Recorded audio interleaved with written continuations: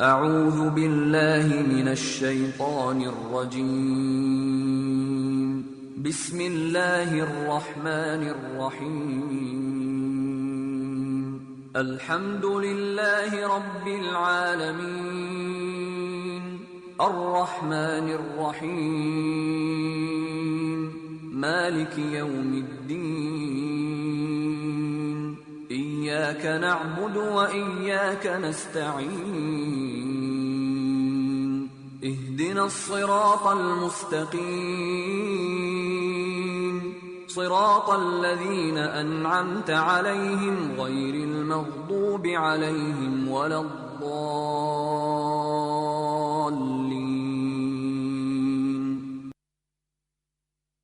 إن هذا القرآن يهدي للتي هي أقوم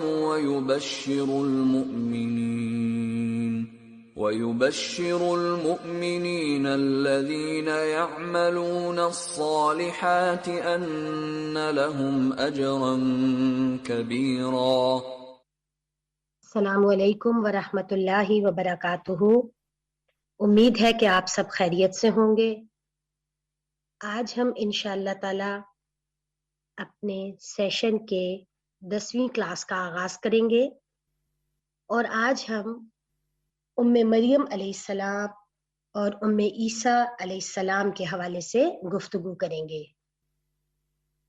نحمدہ ونصلی علی رسولہ الکریم. اما بعد فاعوذ باللہ من الشیطان الرجیم. بسم اللہ الرحمن الرحیم. رب اشرح لی صدری ویسر لی امری واحلل عقدۃ من لسانی یفقہوا قولی رب زدنی علما. پہلے ہم ام مریم علیہ السلام کے حوالے سے بات کریں گے. آج کی جو دونوں خواتین ہیں ان کے درمیان ماں اور بیٹی کا رشتہ بھی موجود ہے. ام مریم یعنی حضرت مریم علیہ السلام کی والدہ کا نام مفسرین نے اسرائیلی روایات کے حوالے سے حنہ بنت فاقوس بیان کیا ہے، جبکہ قرآن مجید نے انہیں امرأۃ عمران کے الفاظ سے ذکر کیا ہے. مفسر قرآن علامہ قرطبی لکھتے ہیں وَهِيَ حَنَّةُ بِنْتُ فَاقُوس بن قنبل ام مریم جدۃ عیسیٰ،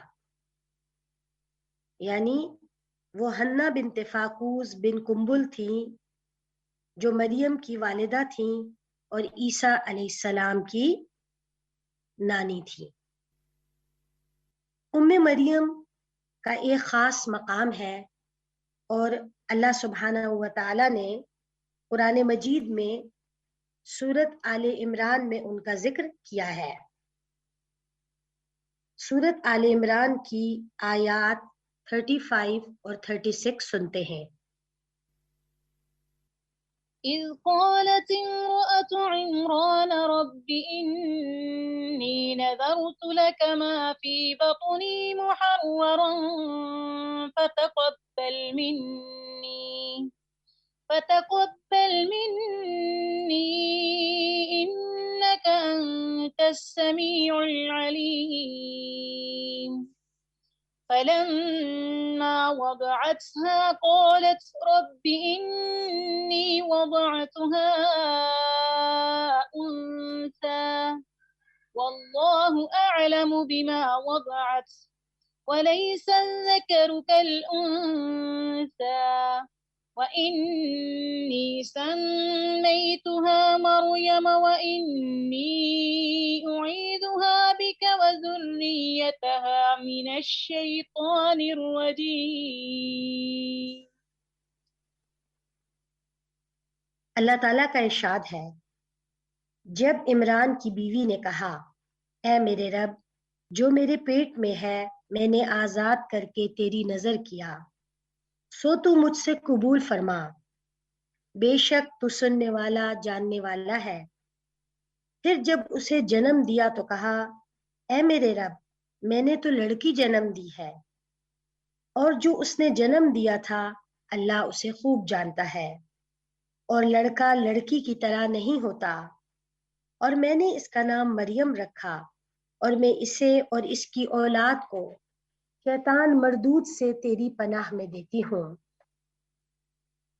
یہاں پر اللہ سبحانہ و تعالی نے مریم علیہ السلام کی والدہ کا ذکر امرأۃ عمران کہہ کر کیا ہے، اور ان کی ایک خاص نظر کا ذکر کیا ہے جو انہوں نے اپنی اولاد کے حوالے سے مانی تھی، اس اولاد کے حوالے سے جو ابھی دنیا میں نہیں آئی۔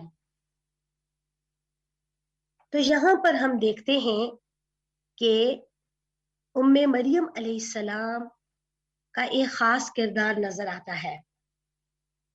مفسرین نے لکھا ہے کہ حنا نے نظر اس خیال سے مانی تھی کہ بیٹا ہوگا، اور وہ اسے کلیسا کے لیے اللہ کی عبادت کے لیے وقف کر دیں گی، مگر اللہ کی مشیت کچھ اور تھی، اور وہ کیا تھی کہ بیٹے کے بجائے بیٹی پیدا ہوئی۔ لیکن اللہ تعالیٰ نے بیٹی کو بھی بہترین طریقے سے قبول فرمایا، کیونکہ آگے چل کر جو کام مریم علیہ السلام سے لیا جانا تھا وہ بیٹے سے نہیں لیا جا سکتا تھا۔ اس حوالے سے مفسرین نے مزید لکھا ہے کہ وَلَيْسَ الذَّكَرُ كَالْأُنثَىٰ، یہ ارشاد باری بطور جملہ معترضہ حضرت حنا کے کلام کے درمیان لایا گیا ہے، کیونکہ اس جملے سے پہلے اور بعد میں جو کلام ہے وہ حضرت حنا کا ذکر ہو رہا ہے، اور یہ جو بیچ میں ٹکڑا ہے وَلَيْسَ الذَّكَرُ كَالْأُنثَىٰ، یہ اللہ سبحانہ و تعالیٰ کا ہے۔ تو مقصد یہ ہے کہ اس بچی کی ولادت مقام افسوس نہیں ہے۔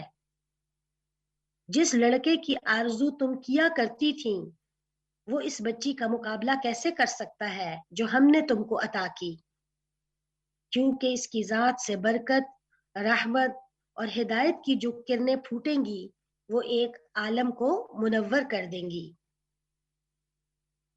یعنی یہ بچی اپنے مقام کے اعتبار سے اور اللہ تعالیٰ نے اس سے جو کام لینا ہے آگے اس کے اعتبار سے لڑکے کی طرح نہیں ہے، یہ اپنی فضیلتوں کی وجہ سے بہت سے لڑکوں سے افضل ہے، بہتر ہے۔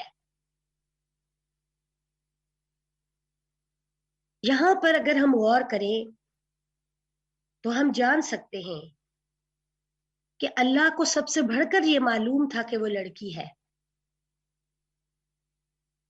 اور لڑکی بھی بڑے کام کی ہے۔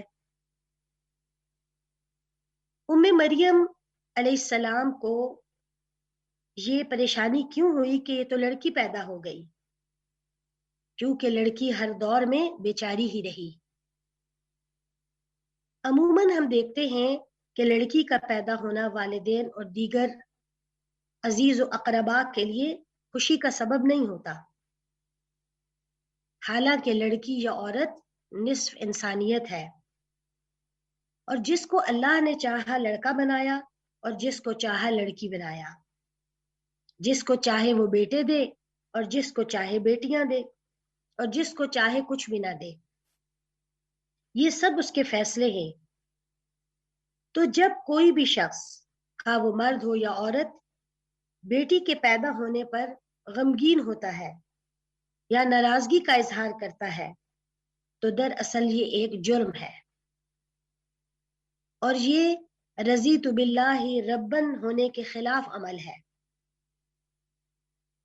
جب اللہ کے رب ہونے پر انسان راضی ہو جائے تو پھر غم کیسا؟ وہ جو بھی عطا کرے وہی بہترین ہے۔ افسوس کا مقام یہ ہے کہ آج بہت سے مسلمان بھی جو اللہ کے رب ہونے کا اقرار کرتے ہیں عملی زندگی میں اس لحاظ سے ناکام ہیں کہ جب بیٹے کی جگہ بیٹی ہوتی ہے تو ان کا طرز عمل بدل جاتا ہے، ناراض ہوتے ہیں۔ جبکہ ان آیات مبارکہ پر ہم غور کریں تو ہمیں معلوم ہوتا ہے کہ اللہ تعالیٰ نے بیٹی کو خاص اہمیت دی اور فرمایا وَلَيْسَ الذَّكَرُ كَالْأُنثَى. تو بہرحال اللہ تعالیٰ نے ام مریم علیہ السلام کو حضرت مریم جیسی بیٹی عطا کی اور انہیں پیدائش کے وقت شیطان کے مس سے بھی محفوظ رکھا. حضرت ابو ہریرہ رضی اللہ تعالیٰ عنہ سے روایت ہے کہ رسول اللہ صلی اللہ علیہ وسلم نے فرمایا ما من مولود یولد الا والشیطان یمسه حین یولد فیستحل صارخا من مس الشیطان ایاه الا مریم وابنها. ثم يقول ابو ہریرہ وَاقْرَؤُوا إِنْ شِئْتُمْ وَإِنِّي أُعِيذُهَا بِكَ وَذُرِّيَّتَهَا مِنَ الشَّيْطَانِ الرَّجِيمِ. ہر بچے کو شیطان اس کی پیدائش کے وقت چھو کر کچوکا لگاتا ہے تو وہ شیطان کے اس چھونے سے چیخ کر رونے لگتا ہے سوائے مریم اور ان کے بیٹے کے. پھر حضرت ابو ہریرہ رضی اللہ تعالیٰ عنہ فرماتے ہیں اگر تم چاہو تو پڑھ لو. کیا پڑھ لو؟ یعنی قرآن مجید میں یہ حصہ پڑھ لو، یہ آیت پڑھ لو جس میں حضرت مریم اپنی اولاد کو، اپنی بیٹی کو اور آگے اس کی بھی اولاد کو شیطان رجیم سے اپنے رب کی پناہ میں دے رہی ہیں. وَإِنِّي أُعِيذُهَا بِكَ وَذُرِّيَّتَهَا مِنَ الشَّيْطَانِ الرَّجِيمِ. تو یہاں پر ہم یہ دیکھتے ہیں کہ جیسے ہی حضرت مریم پیدا ہوئی تو ان کی والدہ نے ان کا نام بھی رکھ دیا اور اس کا اظہار قرآن مجید میں کیا ہے کہ انہوں نے کیا کہا وَإِنِّي سَمَّيْتُهَا مریم. اس سے ایک اور بات یہ بھی معلوم ہوتی ہے کہ پیدائش کے فوراً بعد بھی نام رکھا جا سکتا ہے. عموماً 7ویں دن نام رکھا جاتا ہے اور یہ سنت بھی ہے، لیکن اگر اس سے پہلے نام رکھ لیا جائے تو کوئی حرج بھی نہیں ہے. جیسا کہ خود رسول اللہ صلی اللہ علیہ وسلم کے حوالے سے صحیح مسلم کی روایت ملتی ہے کہ جب آپ کے بیٹے ابراہیم پیدا ہوئے تو آپ نے صبح صحابہ کو مخاطب کر کے کہا آج رات میرے گھر بچہ پیدا ہوا ہے اور میں نے اس کا نام اپنے باپ ابراہیم کے نام پر رکھا ہے. تو نبی اکرم صلی اللہ علیہ وسلم کا عمل بھی ہمیں یہ ملتا ہے کہ آپ نے اپنے بیٹے کا اسی دن نام رکھا. اسی طرح ایک اور روایت حضرت انس سے مروی ہے کہ ایک بچہ نبی صلی اللہ علیہ وسلم کے پاس لایا گیا جو اسی دن پیدا ہوا تھا اور آپ نے اس کا نام رکھا. تو بہرحال پیدائش کے فوراً بعد بھی چند دنوں تک اور 7ویں دن تک نام رکھ لینا چاہیے، اس سے زیادہ ڈیلے نہیں کرنا چاہیے. دوسری بات جو ہمیں ام مریم علیہ السلام کے حوالے سے یہاں معلوم ہو رہی ہے وہ یہ ہے کہ انہوں نے اپنی اولاد کے حوالے سے ایک نظر مان لی تھی اور یہ نظر کیا تھی کہ وہ اسے عبادت کے لیے وقف کریں گی. تو کسی اچھے کام کی نظر ماننا جائز ہے اور درست ہے، البتہ برے کاموں کی نظریں نہیں ماننی چاہیے اور شرط لگا کر نظر ماننا پسندیدہ نہیں ہے. لیکن شرط کے بغیر اچھے کسی کام کے لیے نظر مان لینے میں کوئی حرج نہیں ہے. صحیح بخاری کی روایت سے پتہ چلتا ہے کہ حضرت عائشہ رضی اللہ تعالی عنہا نبی کریم صلی اللہ علیہ وسلم سے روایت کرتی ہیں کہ آپ نے فرمایا من نظر ان یطیع اللہ فلیطعہ ومن نظر ان یعصیہ فلا یعصیہ. جس نے نظر مانی کہ وہ اللہ کی اطاعت کرے گا تو اسے پورا کرنا چاہیے، اور جو اس کی نافرمانی کی نظر مانے اسے چھوڑ دینا چاہیے، اس سے باز رہنا چاہیے.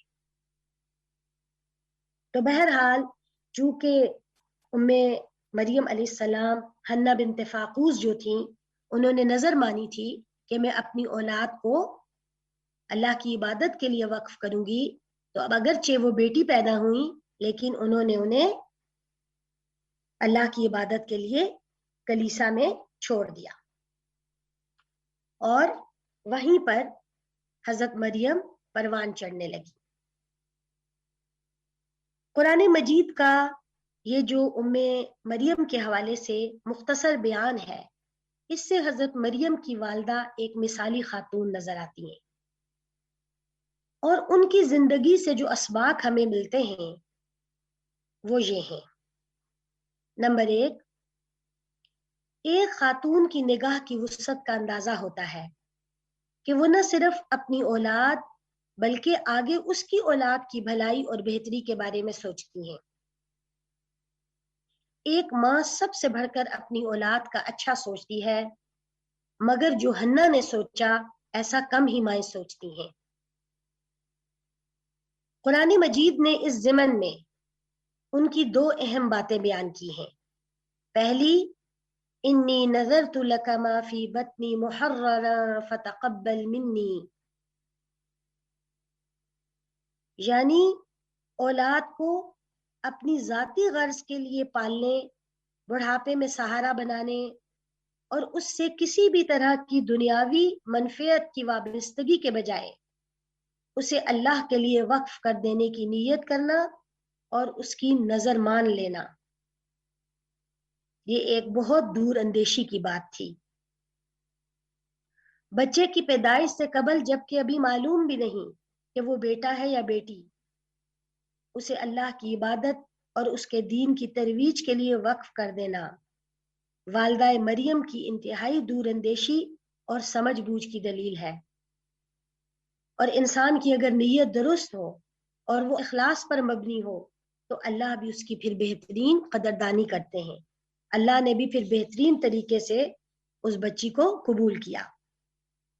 دوسری چیز، وَإِنِّي أُعِيذُهَا بِكَ وَذُرِّيَّتَهَا مِنَ الشَّيْطَانِ الرَّجِيمِ، پیدا ہونے والی بچی اور اس کی اولاد کو اللہ کی حفاظت میں دے دینا ایک اور بہت عقل مندانہ فیصلہ تھا۔ ان کا یہ فیصلہ بتاتا ہے کہ وہ شیطان کی کارگزاریوں اور اس کی انسان دشمنی سے بخوبی واقف تھیں اور اپنی نسلوں کو اس کے شر سے محفوظ کرنا چاہتی تھیں۔ تو اس میں آج کی ماں کے لیے بہترین سبق موجود ہے، کیونکہ آج ہمارے ارد گرد شیطان کے پھیلائے ہوئے فریب اور اس کی کارگزاریاں اور دھوکے پہلے سے کہیں زیادہ ہیں، اور ہماری اولادوں کا اس کے ٹریپ میں آ جانا بھی زیادہ آسان ہے۔ تو ایسے میں ہمیں بھی اپنے بچوں کو اپنے رب تعالیٰ کی حفاظت میں دے دینا چاہیے، اور اسی طرح اس کی پناہ میں دینے کے لیے دعائیں مانگنی چاہیے، اور پھر اللہ پر بھروسہ بھی کرنا چاہیے کہ جب اس کی حفاظت میں دے دیا تو انشاءاللہ وہ حافظ و نگران ہوگا۔ دوسری اہم بات یہ ہے کہ مریم کی باتوں میں اللہ پر کامل یقین اور بھروسہ دکھائی دیتا ہے، جو ایک صاحب ایمان اور صالح خاتون ہی کے اندر ہو سکتا ہے۔ دور حاضر کی خواتین کے لیے ان خاتون کی زندگی میں تربیت اولاد کے حوالے سے بہترین رہنمائی موجود ہے۔ جدید دور کے بڑھتے ہوئے فتنوں، شر کی کثرت میں اس امر کی ضرورت اور بڑھ جاتی ہے کہ خواتین نہ صرف خود اپنا تعلق رب العزت کے ساتھ مضبوط کریں، بلکہ اپنی اولاد کی تربیت و پرورش کے لیے ان کی پیدائش سے قبل فکر مند ہوں اور صحیح خطوط پر ان کی پرورش کی طرف توجہ دیں، تاکہ مریم علیہ السلام جیسی پاک باز اور نیک اولادیں ان کا مقدر بن سکے۔ تو یہ تھیں مریم علیہ السلام۔ مریم علیہ السلام کے بعد دوسری خاتون جن کے بارے میں آج ہم بات کریں گے وہ ہیں عیسیٰ علیہ السلام، یعنی حضرت مریم۔ مریم بنت عمران. حضرت مریم علیہ السلام واحد خاتون ہیں جن کا ذکر اللہ تعالیٰ نے قرآن مجید میں نام لے کر کیا ہے. وہ انبیاء کے خاندان سے تعلق رکھتی تھیں اور جلیل القدر پیغمبر حضرت عیسیٰ علیہ السلام کی والدہ تھیں. اسلام کے علاوہ کیتھولک آرتھوڈکس کلیساؤں میں بھی حضرت مریم کو نہایت عقیدت اور احترام کی نگاہ سے دیکھا جاتا ہے، اور وہاں تو انہوں نے باقاعدہ حضرت مریم کے مجسمے بھی بنا رکھے ہیں اور انہیں اللہ کی الوہیت میں بھی شریک رکھا ہوا ہے، جو کہ درست نہیں ہے. حضرت مریم فلسطین کے علاقے گلیل کے شہر ناصرت کی رہنے والی تھی. مفسر ابن کثیر رحمہ اللہ لکھتے ہیں وَهِيَ مَرْيَمُ ابْنَةُ عِمْرَانَ مِنْ سُلَالَةِ داؤد علیہ السلام وَكَانَتْ مِنْ بَيْتِ طَاهِرٍ طَيِّبٍ فِي بَنِي اسرائیل. حضرت مریم علیہ السلام بنت عمران حضرت داؤد کی نسل سے تھیں اور وہ بنو اسرائیل کے طیب اور طاہر گھرانے سے تھیں، یعنی ان کا خاندان ایک پاکیزہ خاندان تھا، انبیاء کی نسل سے تھی. قرآن مجید میں ایک پوری سورت حضرت مریم علیہ السلام کے نام سے موجود ہے، جس کی آیات 16 تا 36 میں آپ کا تذکرہ ہے. اس کے علاوہ سورت آل عمران اور سورت التحریم میں بھی آپ کا تذکرہ نام لے کر، جبکہ تقریباً 20 دیگر مقامات پر بطور حضرت عیسیٰ کی والدہ کے کیا گیا ہے. تو اس سے ہم اندازہ کر سکتے ہیں کہ ان کا مقام اللہ سبحانہ و تعالیٰ کے ہاں کیا تھا. قرآن مجید نے ان کی خوبی بیان کرتے ہوئے فرمایا ہے وَأُمُّهُ صِدِّيقَةٌ، اور اس کی ماں یعنی عیسیٰ علیہ السلام کی ماں ایک سچی عورت تھی. تو حضرت مریم کی صدیقیت کی گواہی دی ہے قرآن نے، اور یہ ایک بہت بلند مقام ہے صدیقہ ہونا. انبیاء کے بعد جو سب سے بڑا مقام ہے وہ صدیقیت کا ہے. قاضی محمد ثناء اللہ پانی پتی تفسیر مظہری میں بیان کرتے ہیں کہ وہ دوسری عورتوں کی طرح ایک عورت تھیں، لیکن دوسری عورتوں پر اپنی سچائی کی وجہ سے فضیلت رکھتی تھیں، اللہ کے احکام اور انبیاء کی تصدیق کرتی تھیں. اسی طرح ایک انگلش رائٹر فاطمہ مرنسی اپنی کتاب The Forgotten Queens of Islam میں لکھتی ہیں From birth she was surrounded by miracles of divine favor.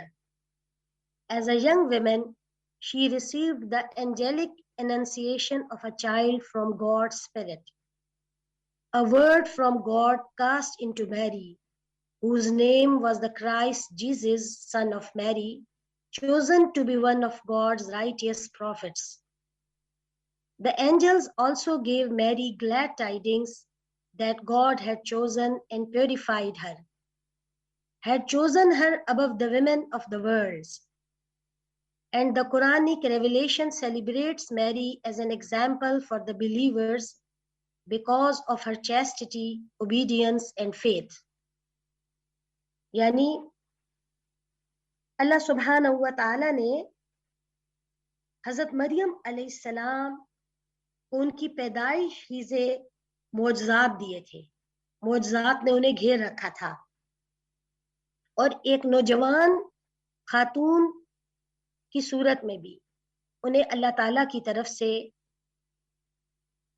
عیسیٰ علیہ السلام جیسے بیٹے کی پیدائش کی خوشخبری دی گئی ایک روح کے طور پر، اور بعد میں اللہ تعالیٰ نے انہیں اپنا نبی بنا لیا حضرت عیسیٰ علیہ السلام کو. اسی طرح فرشتوں نے حضرت مریم علیہ السلام کو اس بات کی بھی خوشخبری دی تھی کہ اللہ تعالیٰ نے انہیں چن بھی لیا ہے اور انہیں پاک بھی کیا ہے اور انہیں دنیا کی خواتین پر فوقیت دی ہے. اور اسی طرح قرآن نے انہیں اہل ایمان کے لیے ان کی حیا، ان کی اطاعت، فرما برداری اور ان کے ایمان کی مثال بھی بیان کی ہے.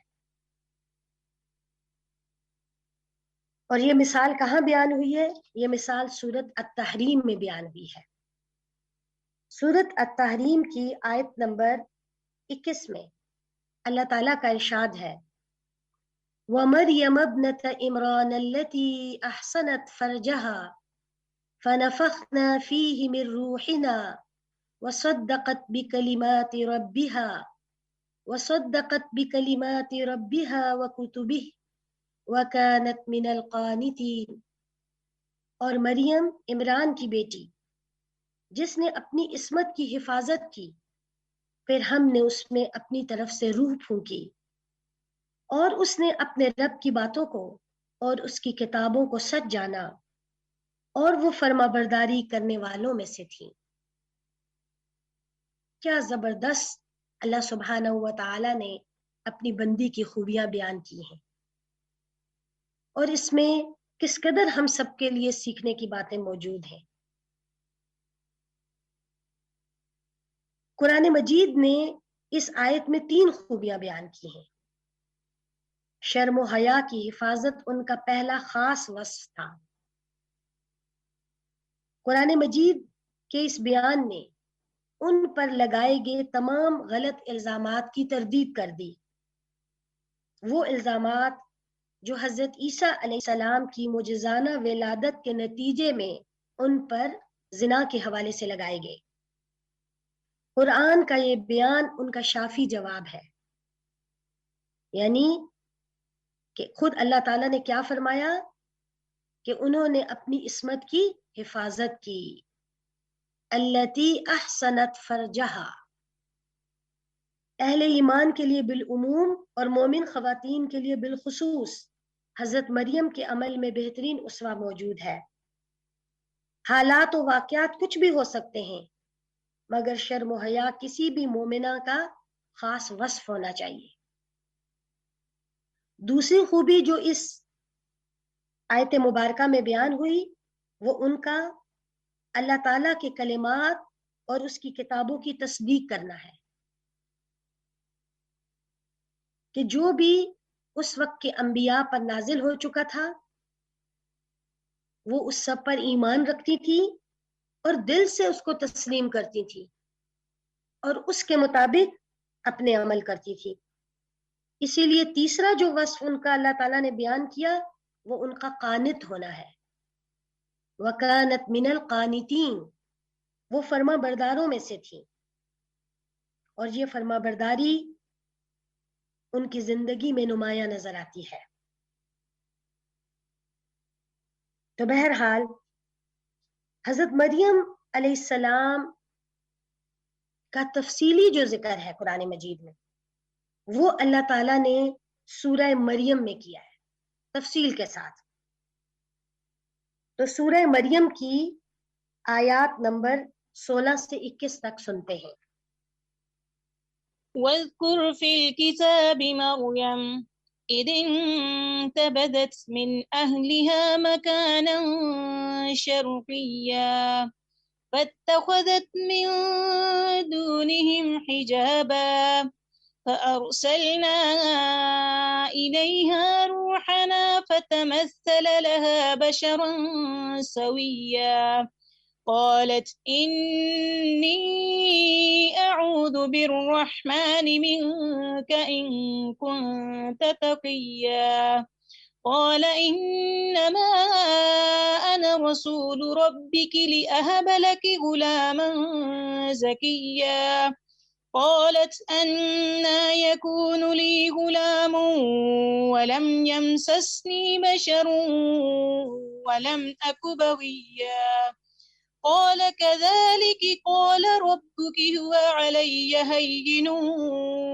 ولنجعله آية وَلِنَجْعَلَهُ آيَةً لِلنَّاسِ وَرَحْمَةً مِنَّا وَكَانَ أَمْرًا مَقْضِيًّا۔ اے نبی صلی اللہ علیہ وسلم، اس کتاب میں مریم کا ذکر کیجئے جب وہ اپنے گھر والوں سے الگ ہو کر مشرق کی جانب گئی تھیں، یوں انہوں نے ان سے پردہ اختیار کیا، تب ہم نے ان کی طرف اپنا فرشتہ بھیجا، بس وہ ان کے سامنے مکمل انسان کی شکل میں ظاہر ہوا۔ مریم نے کہا، اگر تو متقی ہے تو میں تجھ سے رحمان کی پناہ مانگتی ہوں۔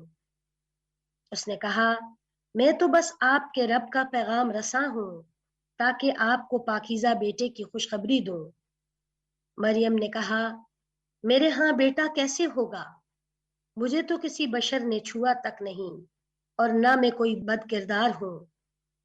فرشتے نے کہا، اسی طرح ہوگا، آپ کے رب نے فرمایا ہے کہ یہ مجھ پر بہت آسان ہے، اور یہ اس لیے ہے کہ ہم اس لڑکے کو لوگوں کے لیے ایک نشانی قرار دیں اور وہ ہماری طرف سے رحمت ثابت ہو، اور یہ کام طے شدہ تھا۔ ان آیات مبارکہ میں اللہ سبحانہ و تعالی نے نبی اکرم صلی اللہ علیہ وسلم کو یہ بات کہی گئی، آپ کو ارشاد فرما کے کہا گیا کہ آپ اس کتاب میں مریم کا ذکر کیجئے، یعنی قرآن مجید میں اللہ تعالیٰ نے مریم علیہ السلام کا ذکر رکھا اور نبی صلی اللہ علیہ وسلم کے ذریعے اسے صحابہ کو سنوایا، اور اس کے بعد آج تک ہم سب اس کو قرآن مجید میں پڑھ بھی رہے ہیں اور سن بھی رہے ہیں۔ اللہ تعالیٰ کا قرآن مجید میں حضرت مریم کا ذکر کرنا بھی ان کی فضیلت کا اظہار ہے، کیونکہ اللہ تعالیٰ نے جو بزرگی، کرامت اور شرف ان کو عطا کیا تھا وہ عام لڑکیوں کو نصیب نہیں ہوتا۔ اور ذکر کیا تھا کہ اس وقت کا ذکر، وہ واقعہ بیان کیا گیا جب حضرت مریم الگ ہو کر، اپنے گھر والوں سے علیحدہ ہو کر ایک مشرقی مکان میں منتقل ہو گئی۔ مفسرین نے لکھا ہے کہ اس وقت حضرت مریم کی عمر 13 یا 15 سال کے درمیان تھی۔ حضرت زکریا جو ان کے کفیل تھے، انہوں نے ان کے لیے بیت المقدس میں ایک کمرہ مخصوص کر دیا تھا جہاں وہ عبادت اور ریاضت میں مصروف رہتی تھی۔ کچھ عرصے کے بعد انہیں بیت المقدس سے مشرقی جانب بیت اللحم میں منتقل کر دیا گیا، اور یہیں پر عیسیٰ علیہ السلام کی ولادت بھی ہوئی تھی، اور یہ وہی جگہ ہے جس کی طرف رخ کر کے عیسائی اپنی عبادت کرتے ہیں۔ بہرحال حضرت مریم تنہائی میں اللہ کی عبادت میں لگی رہتی تھیں، تو وہیں پر اللہ تعالیٰ نے فرشتہ بھیجا، اور یہ فرشتہ کون تھا؟ یہ حضرت جبرائیل تھے، روح الامین تھے، اور ان کے ذریعے سے اللہ تعالیٰ نے مریم علیہ السلام کو بیٹے کی خوشخبری دی۔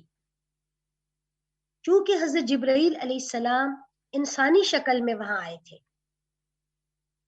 کیونکہ قرآن کا بیان کیا ہے، فَتَمَثَّلَ لَهَا بَشَرًا سَوِيًّا، جو سویہ بتاتا ہے کہ ایک مکمل انسان کی شکل و صورت، تو جس سے حضرت مریم گھبرا گئیں، کیونکہ ان کو اس چیز کی امید نہیں تھی کہ وہاں پر کوئی مرد آ سکتا ہے، تو اس لیے انہوں نے کیا کہا کہ اگر وہ متقی ہے تو میں رحمان کی پناہ مانگتی ہوں۔ بہرحال حضرت جبرائیل نبی اکرم صلی اللہ علیہ وسلم کے پاس بھی کئی دفعہ انسانی شکل میں آتے تھے۔ حضرت دحیہ کلبی رضی اللہ تعالی عنہ جو صحابی تھے، ان کی شکل میں بعض اوقات وہ نبی صلی اللہ علیہ وسلم کے پاس آئے۔ اسی طرح بعض دیگر احادیث سے پتہ چلتا ہے کہ یہ خوبصورت وجیح انسان کی شکل میں آئے۔ تو حضرت مریم علیہ السلام کے سامنے بھی حضرت جبرائیل انسانی شکل میں آئے اور انہیں خوشخبری دی، اور وہ خوشخبری تھی حضرت عیسیٰ علیہ السلام کی پیدائش کی۔ لیکن فطری طور پر حضرت مریم اس خبر کو سن کر پریشان ہو گئیں، کیونکہ وہ کنواری تھیں، شادی شدہ نہیں تھیں، اور جیسا کہ قرآن نے بیان کیا کہ انہوں نے کہا میں بد کردار بھی نہیں ہوں، تو ہاؤ پاسبل، یعنی بظاہر اولاد کے پیدا ہونے کے جو اسباب اللہ تعالیٰ نے دنیا میں مقرر کیے ہیں وہ موجود نہیں ہیں، لیکن فرشتے نے انہیں کیا کہا کہ ایسا ہی ہوگا، کیونکہ یہ کام بھی وَكَانَ أَمْرًا مَقْضِيًّا، طے شدہ ہے، ڈیسائیڈڈ ہے، اللہ کا حکم ایسے ہی ہونا ہے۔ اللہ تعالیٰ نے عیسیٰ علیہ السلام کی پیدائش اسی معجزانہ طریقے سے کرنی تھی، یہ اس کے ہاں پہلے سے لکھا ہوا ہے، لوح محفوظ میں موجود ہے، آلریڈی ریٹن۔ تو بہرحال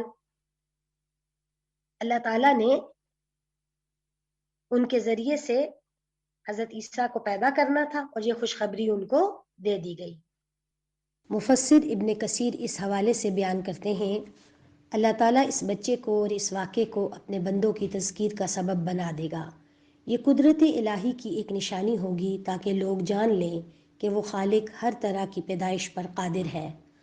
آدم کو بغیر عورت مرد کے پیدا کیا، حوا کو صرف مرد سے بغیر عورت کے پیدا کیا، باقی تمام انسانوں کو مرد و عورت سے پیدا کیا سوائے حضرت عیسیٰ کے کہ وہ بغیر مرد کے صرف عورت سے ہی پیدا ہوئے۔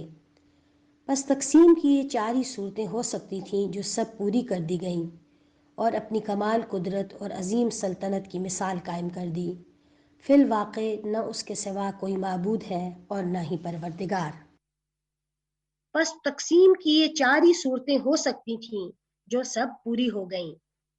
فی الواقع نہ اس کے سوا کوئی معبود ہے اور نہ کوئی پروردگار۔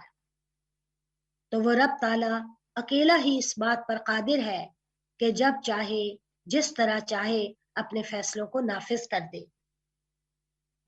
تو قرآن مجید نے اس واقعے کو آگے بڑھاتے ہوئے مزید آیات نمبر 22 تا 26 میں کچھ یوں ارشاد فرمایا، سنتے ہیں۔ فحملته فانتبذت به مكانا قصيا فأجاءها المخاض إلى جذع النخلة قالت يا ليتني مت قبل هذا وكنت نسيا منسيا فناداها من تحتها ألا تحزني قد جعل ربك تحتك سريا وهزي إليك بجذع النخلة تساقط عليك رطبا جنيا فكلي واشربي وقري عينا فإما ترين من البشر أحدا فقولي إني نذرت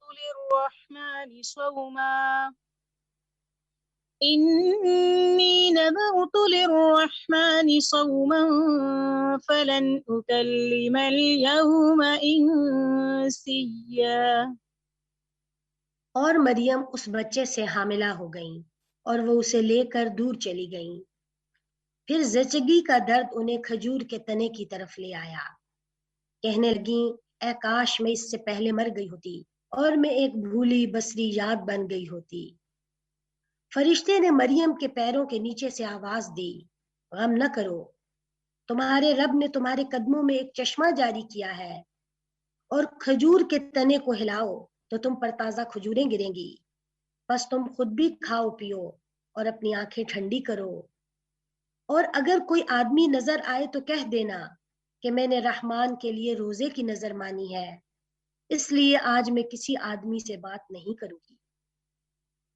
یہ ہے قرآن مجید کا آگے کا بیان حضرت مریم علیہ السلام کے حوالے سے، کہ جو خوشخبری فرشتے نے انہیں دی تھی اور اللہ کی طرف سے جو روح ان میں پھونکی گئی تھی اس کے ذریعے سے وہ ایکسپیکٹ کرنے لگیں، اور جب ان کا حمل ظاہر ہونے لگا اور وہ فکر مند ہوئیں تو وہ ایک طرف کو چلی گئی، مزید تنہائی میں چلی گئیں، اور بالآخر وہ وقت آ گیا جبکہ دنیا میں اس بچے نے جنم لینا تھا، اور یہ وقت ان کے لیے ایک تکلیف دہ عمل تھا۔ ہر ماں کے لیے ہی اولاد کی پیدائش کا وقت کوئی آسان نہیں ہوتا، ایک ماں اس میں ایک شدید ترین تکلیف سے گزرتی ہے اور پھر اس کے بعد ہی ایک نئی زندگی جنم لیتی ہے۔ لیکن مریم علیہ السلام کے لیے ایک طرف جہاں جسمانی تکلیف تھی وہیں دوسری طرف جو ارد گرد کے لوگوں کی طرف سے پریشانی تھی وہ بھی موجود تھی، اس لیے فطری طور پر، طبعی طور پر جو ان کے دل میں غم تھا اور جو فکر تھی اس کا ذکر اللہ تعالیٰ نے قرآن مجید میں ان کے الفاظ میں کیا ہے کہ انہوں نے کہا کہ اے کاش کہ میں مر گئی ہوتی اور میں ایک بھولی بسری یاد ہوتی۔ قالت یا لیتنی مت قبل هذا وکنت نسیا منسیا۔ یہ جو الفاظ ہیں ان سے ایک خاتون کے دکھ کا، درد کا، اس کی دلی کیفیت کا اندازہ کیا جا سکتا ہے کہ وہ اس وقت کس پین میں تھی، کس کرب میں تھی، کس آزمائش کا شکار تھی۔ لیکن بہرحال پھر اللہ سبحانہ و تعالیٰ کی مدد آ گئی، پھر اللہ کے فرشتے نے آ کر ان کی غیبی مدد کی اور ان کو ڈھارس بندھائی اور ان سے کہا کہ اپنے پاؤں کی طرف دیکھو، اللہ تحزنی قد جعل ربک تحتک سریا، غم نہ کرو، آپ کے رب نے آپ کے قدموں کے نیچے چشمہ جاری کر دیا ہے۔ اور ساتھ مزید کیا رہنمائی دی کہ یہ جو کھجور کا درخت ہے اس کو ہلاؤ اور تازہ کھجوریں کھاؤ اور یہ ٹھنڈا پانی پیو اور اپنی آنکھیں ٹھنڈی کرو، اور اگر کوئی بھی آ کر کوئی بات کرنا چاہے، کوئی آرگیو کرے، سوال و جواب کرنے کی کوشش کرے، بچے کے بارے میں پوچھے تو کیا کہنا، میں نے آج رحمان کے لیے روزے کی نظر مانی ہوئی ہے۔ اور یہ جو روزہ تھا یہ مفسرین نے لکھا ہے کہ ان کی شریعت میں چپ کا روزہ تھا، خاموشی کا روزہ، جو معروف روزہ تھا۔ حضرت زکریا علیہ السلام نے بھی یہ روزہ رکھا تھا 3 دن کے لیے، اور اشاروں سے پھر اپنے لوگوں سے گفتگو کی تھی۔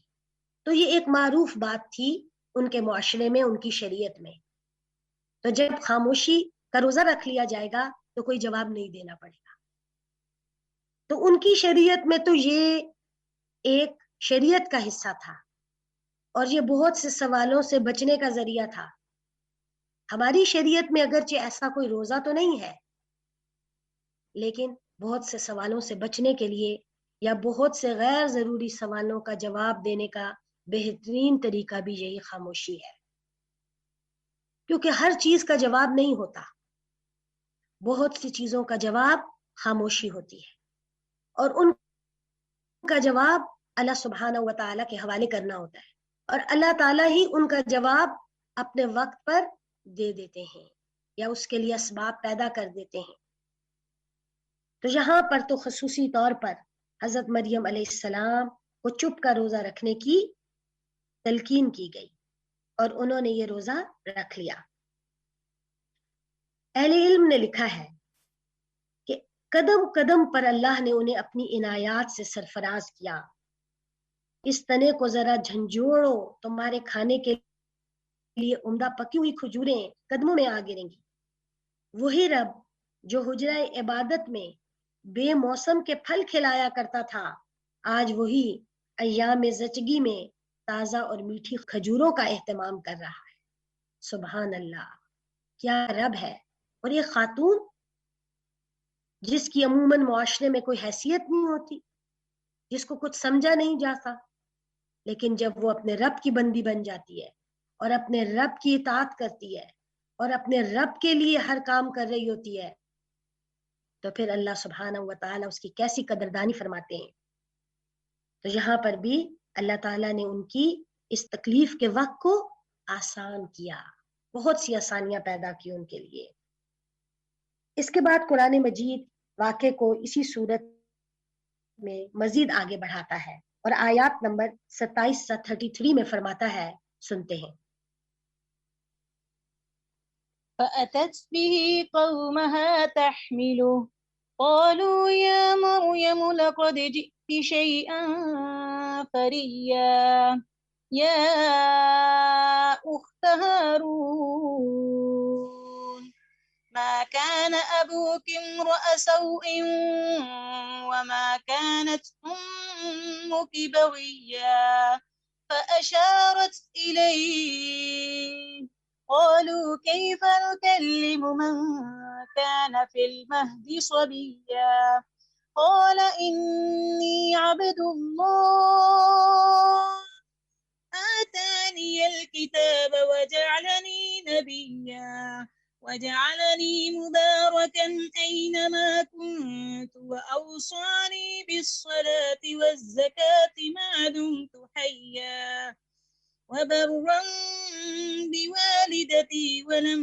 يجعلني جبارا شقيا والسلام علي يوم ولدت ويوم أموت ويوم أبعث حيا.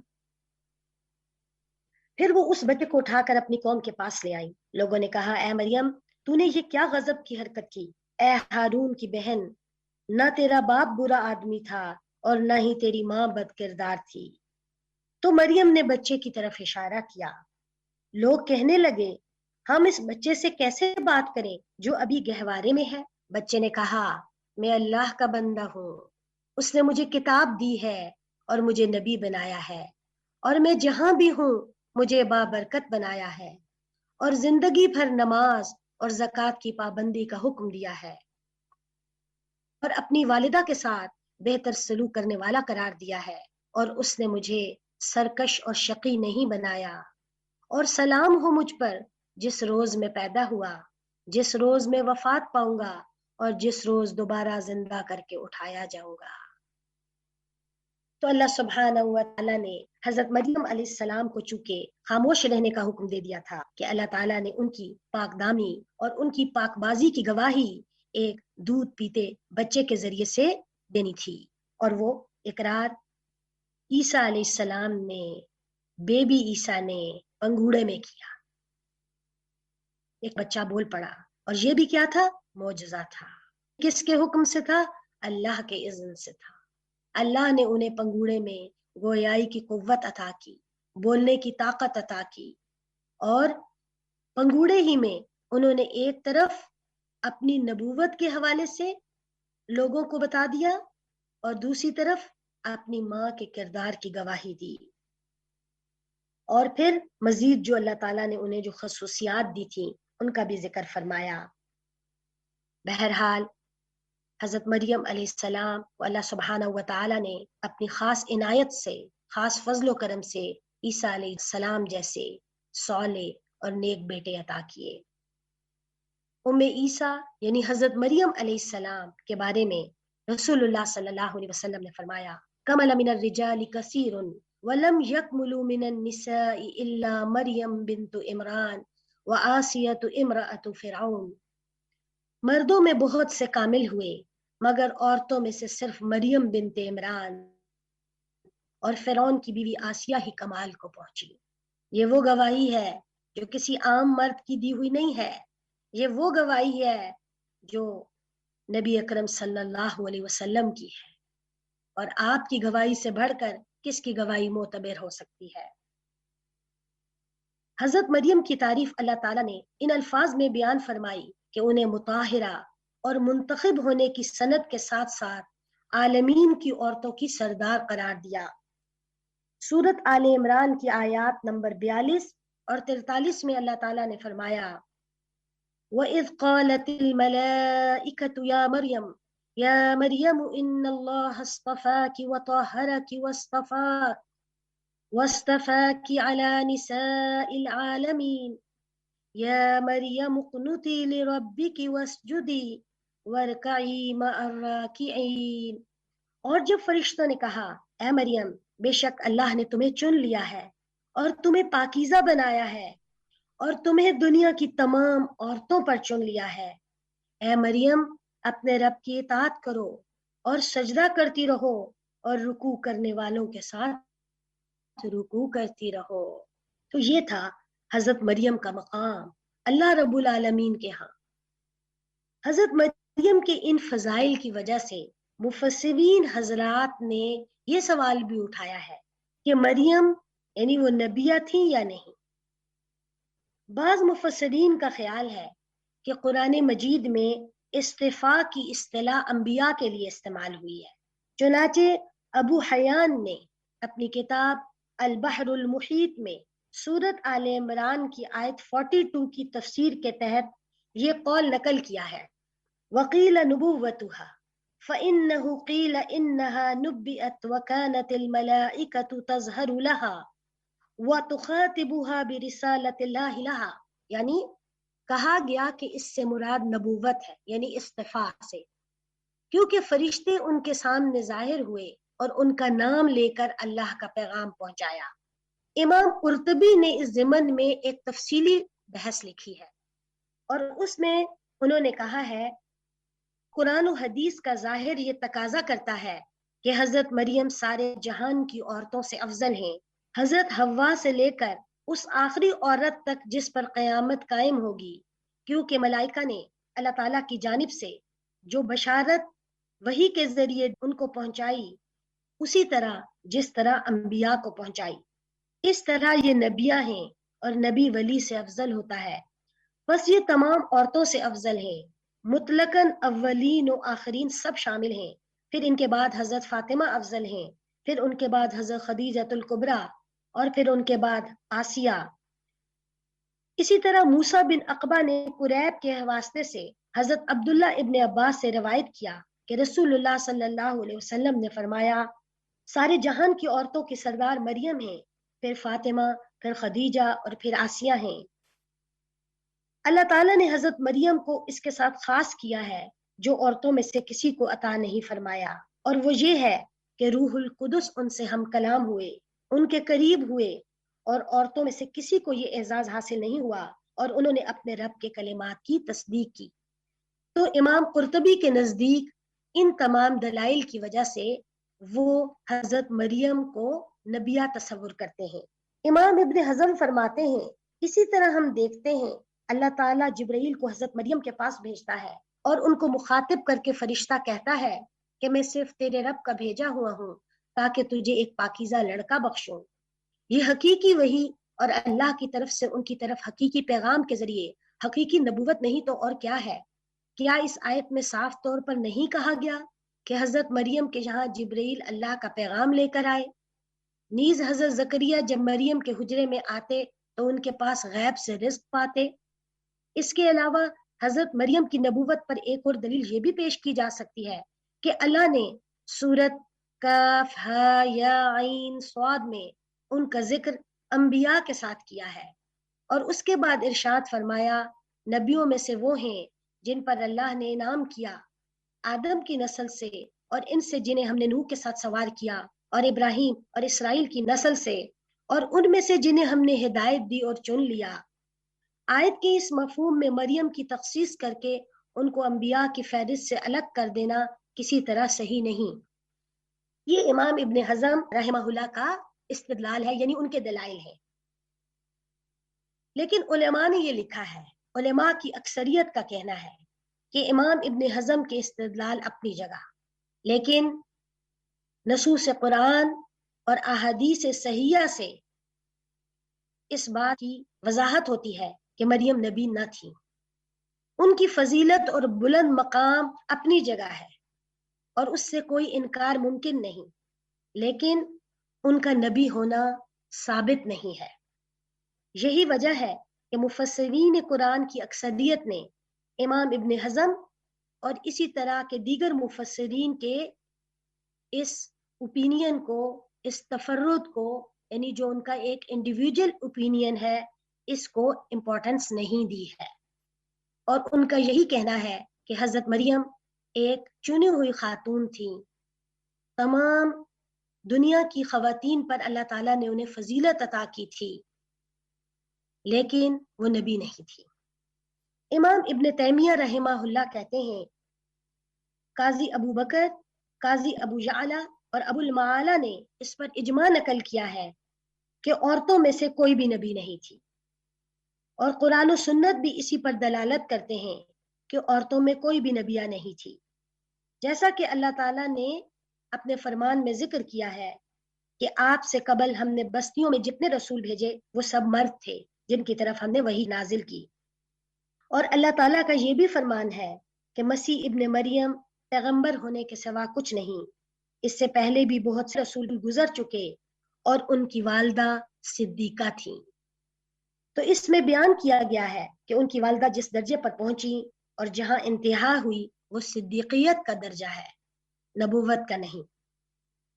تو بہرحال یہ دلائل آپ سب سے شیئر کرنے کا مقصد یہ تھا کہ حضرت مریم کے حوالے سے مفسرین کی جو رائے ہے وہ بھی علم میں ہونی چاہیے، لیکن راجح اور درست رائے یہی ہے کہ حضرت مریم علیہ السلام صدیقہ تھیں، صدیقیت کے درجے پر تھیں، لیکن وہ نبیہ نہیں تھیں۔ واللہ عالم بالصواب۔ حضرت مریم علیہ السلام کی زندگی سے جو اسباق ہمیں ملتے ہیں وہ یہ ہیں، نمبر 1، حضرت مریم ایک عبادت گزار مومنہ ہیں جو سب سے الگ ہو کر اپنا وقت ہیکل میں اللہ کی عبادت میں گزارتی ہیں اور ایک بہت بڑی آزمائش میں ڈالی جاتی ہیں۔ امتحان میں کامیابی کی وجہ سے اللہ تعالیٰ انہیں چن لیتے ہیں اور سارے جہان کی عورتوں پر فضیلت عطا کرتے ہیں۔ نمبر 2، وہ ایک بہت بڑے امتحان میں کامیاب ہوئیں، ہر مشکل مرحلے میں اللہ کی خاص مدد ان کے لیے آئی۔ یہ اللہ کی طرف سے اظہار ہے کہ جو میرا بن جائے، خواہ وہ عورت ہو یا مرد، میں اس کا بن جاتا ہوں۔ عزت کی محافظت میرا کام، اشکالات کے جوابات میرے ذمہ، تم میرے سامنے جھک جاؤ، دنیا تمہارے سامنے جھک جائے گی۔ نمبر 3، حضرت مریم کی عبادت گزاری اور اللہ سے خاص تعلق ان کی ایک اہم خوبی دکھائی دیتا ہے۔ دنیا میں بندہ مومن کی زندگی کا مقصد ہی اللہ تعالیٰ کی بندگی ہے، اور جسے یہ نصیب ہو جائے اس کی خوش قسمتی کی کیا بات ہے۔ اہل ایمان خواتین کے لیے اس میں یہ سبق پوشیدہ ہے کہ وہ بھی اللہ کی عبادت کی طرف خاص توجہ دیں۔ مادی زندگی کی بھاگ دوڑ اور مصروفیت میں صرف دنیا ہی کا ہو کر رہ جانا اور اللہ کی یاد سے غفلت برتنے سے کوئی فائدہ حاصل نہ ہوگا۔ بڑھتے ہوئے ڈپریشنز، بے سکونی، بے اطمینانی کی ایک بہت بڑی وجہ اپنی اس اللہ کی بندگی کی ذمہ داری سے غفلت برتنا ہے۔ نمبر 4، عیسیٰ کا کردار سب سے منفرد ہے۔ یہی وہ کردار ہے جس کی دعائیں ان کی ماں نے مانگی تھیں اور جنہیں اللہ نے قبول کرتے ہوئے مریم جیسی بیٹی اور پھر عیسیٰ جیسا بیٹا عطا فرمایا۔ ایسے امتحان اللہ اپنے خاص بندوں پر ڈالتا ہے، اور جب وہ ان میں کامیاب ہو جاتے ہیں تو پھر ان کے درجات کی ایسی بلندی ہوتی ہے کہ دنیا والے تو دنیا والے ہیں، آسمان والے بھی رشک کرتے ہیں۔ لیکن بڑے مرتبے ہمیشہ بڑی آزمائشوں سے گزرنے کے بعد حاصل ہوتے ہیں، یہ بات ہم سب کو سمجھنے کی ضرورت ہے، اور ان آزمائشوں میں اللہ کی راہ میں استقامت دکھانے کی ضرورت ہے، صبر کی ضرورت ہے، حوصلے کی ضرورت ہے، اور اللہ پر کامل توکل کی ضرورت ہے۔ اللہ تعالیٰ سے دعا ہے کہ وہ ہم سب کو اپنی صحیح معنوں میں فرما برداری کی توفیق عطا فرمائے، اور ہمیں وہ کام کرنے کی توفیق عطا فرمائے جس سے وہ ہم سب سے راضی ہو جائے اور ہماری آخرت آسان ہو جائے، اچھی ہو جائے، ہماری دنیا بھی اچھی ہو، ہمارا خاتمہ بالخیر ہو، اور ہمیں اللہ تعالیٰ اخروی زندگی میں اپنے مقرب بندوں میں شامل فرمائے۔ ہمیں بھی انبیاء، صدیقین، شہداء اور صالحین کا ساتھ عطا فرمائے، کیونکہ وہی بہترین رفیق ہیں۔ آمین۔ وآخر دعوانا ان الحمد للہ رب العالمین۔ جزاکم اللہ خیرا کثیرا۔ سبحانک اللہم و بحمدک